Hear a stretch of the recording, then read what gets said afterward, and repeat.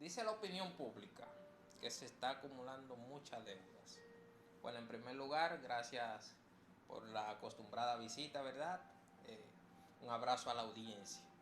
Sabe que si tú vas al concepto deuda, son obligaciones que tiene una persona o empresa obligatoria con un acreedor o una empresa, ¿verdad?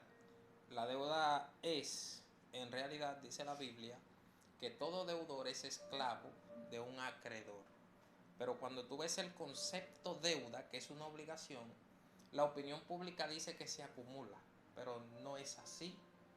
Cuando tú tomas prestado, tú lo inviertes ya sea en el sector público o privado, sea en el turismo, sea en la ciudad o sea en el campo, en el sector ya campesino. ¿Qué hace el gobierno, por ejemplo?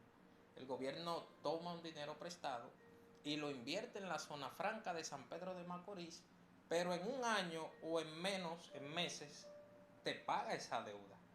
Pero la opinión pública dice que se acumula. No. A veces se toma un dinero prestado, se paga, pero el gobierno no te lo va a decir. Ahora sí, en la opinión pública va a decir que salió un decreto, que se aprobó un préstamo. Ahora, ¿qué te quiero decir? Si el gobierno le dan préstamos, es porque paga. Entonces, la audiencia y la opinión pública tiene que saber eso. Todo el que recibe préstamos es porque tiene crédito.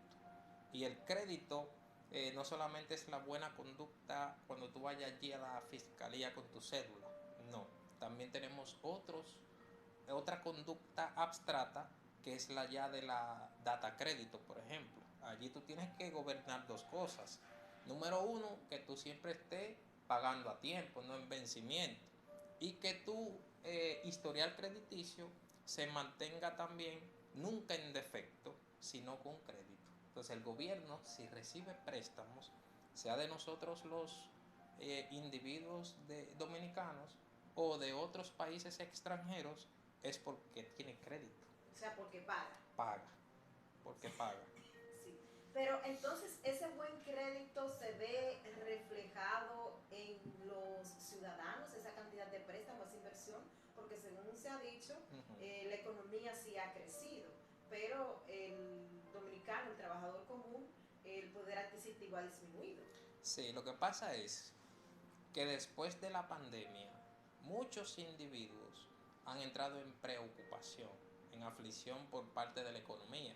Por ejemplo, hay un flujo de efectivo que yo siempre le llamo el corazón financiero.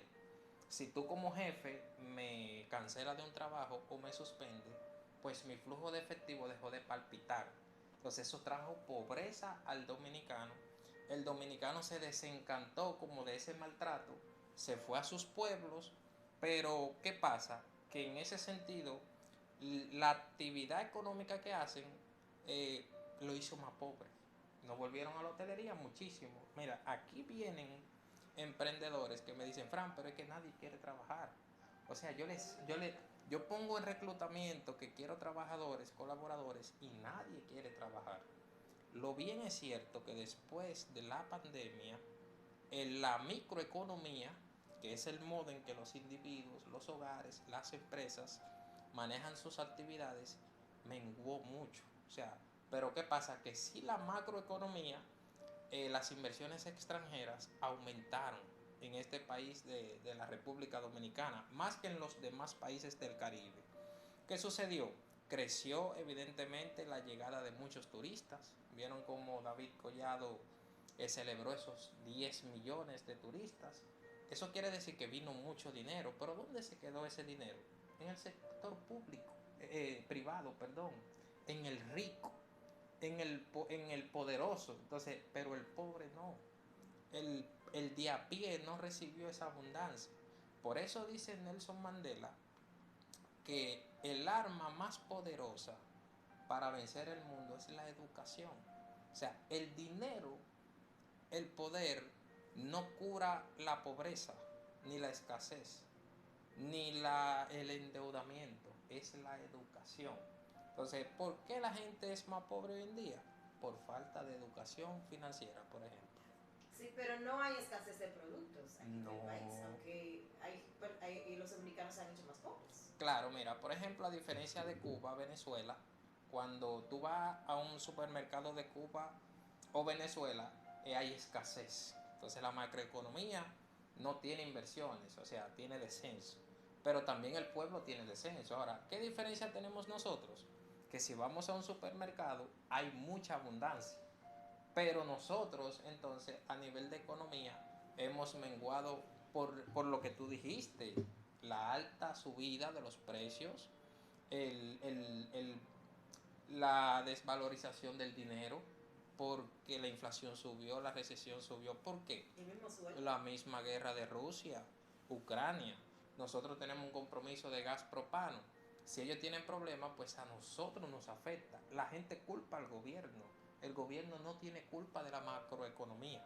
Si hay un problema en el exterior, nos afecta a nosotros. El gobierno no tiene control de eso. Igualmente Estados Unidos, si hay un problema en Estados Unidos que nos suministra combustible del petróleo, si ellos tienen un problema allí, también nosotros vamos a sufrir la alta del combustible. Pero ¿quién controla eso? Lo controla ya la economía directa. ¿Qué yo hago? De los impuestos que yo le cobro al pueblo, yo tengo que hacer políticas de educación que cuando suban los precios, yo como gobierno, yo te oriente a ti entonces qué alternativas vamos a utilizar para aumentar nosotros los ingresos y enfrentar la inflación. Por ejemplo, ¿qué yo haría? Invertir en los pueblos, zona franca. Si vemos Higüey, provincia de la Altagracia, la zona franca está invalidada. Cuando yo como educador financiero oriento a mis estudiantes que invierta en el turismo, que invierta en el campo y que invierta en la ciudad. Para el día que me falte economía en el turismo, pues yo tenga economía en la ciudad o en el campo. Ahora, el gobierno tiene que orientar eso. Cuando tú aperturas una zona franca en un pueblo, tú das trabajo. Tu dinero, tú puedes ser hotelero y en la noche puedes venir y hacer un trabajito en la zona franca porque tú eres costurero, por ejemplo. Entonces, alternativas de ingresos que aumenten tus ingresos y tú puedas enfrentar el problema ese de la microeconomía. Muchísimas gracias, licenciado. A la orden siempre.